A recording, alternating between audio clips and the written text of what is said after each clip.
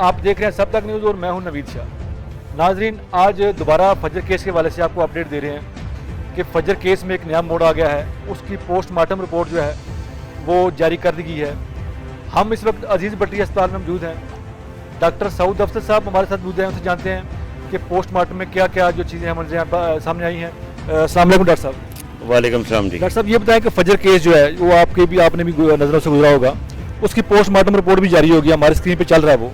तो postmortem report में क्या क्या जो मंजर यहाँ पर सामने आया वो देखिए, इसमें जो बिल्कुल जो टेक्निकल चीज़ें हैं वो तो ज़ाहिर है जो हमारी WMO उन्होंने जो कंडक्ट किया, जो रिपोर्ट मैंने पढ़ी है सारी, उसके मुताबिक जो है ज़ाहिर है ये डेथ के 40 दिन बाद पोस्टमार्टम कंडक्ट हुआ, यानी कि कब्र कुशाई की गई है। और उसके बाद इसमें जो डेड बॉडी है उसके ऊपर बहुत सारे मैगेट्स हैं और वो पेट्रीफाइड हो चुकी होती है, टाइम चूँकि बहुत ज़्यादा गुजर गया होता है। तो इसमें हमने बेसिक चीज़ें क्या लेनी होती हैं, बेसिक ये लेनी होती हैं कि आपने ऑर्गन जो अज़ा हैं वो लेने होते हैं टू डिटेक्ट कि कोई ऐसा पॉइजनिंग का एलिमेंट मौजूद है कि नहीं। नंबर 2, हम क्या डिटेक्ट कर सकते हैं, हम ये देख सकते हैं कि अगर कोई तशद्दुद का एलिमेंट, तशद्दुद से मुराद अगर कोई बोनी फ्रैक्चर है, यानी जिल्द तो ज़ाहिर है आपको पता 40 दिन में वो ख़त्म हो गई होती है, तो अगर कोई हड्डी को टूटी हुई है तो वो नज़र आ जाए।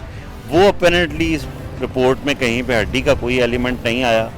जो 16 कंटेनर्स हैं, 16 जार जिनमें डिफरेंट ऑर्गन्स हैं, वो केमिकल एग्जामिनर को भिजवा दिए गए हुए हैं फोरेंसिक उसकी एनालिसिस के लिए केमिकल एग्जामिनर के पास। तो डॉक्टर साहब, आपका कहने का मतलब है कि जो पोस्टमार्टम है वो लेट किया गया, क्योंकि ये कितने देर तक पोस्टमार्टम होना चाहिए वैसे आम रूटीन में?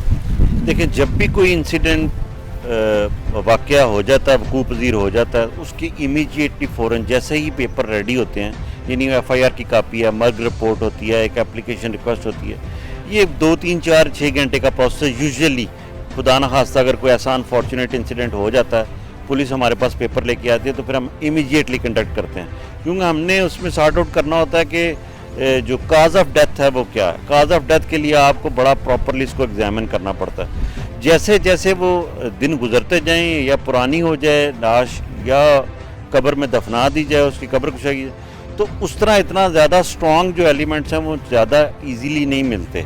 फिर आप डिपेंड करते हैं कि रिपोर्ट्स के ऊपर के केमिकल एग्जामिनर, अब फर्ज करें बोन फ्रैक्चर आ गया तो भी आपने उसको भिजवाना है उसकी एज डिटेक्ट करने के लिए, ये कब की हुई, कैसे हुई, क्या प्रॉब्लम।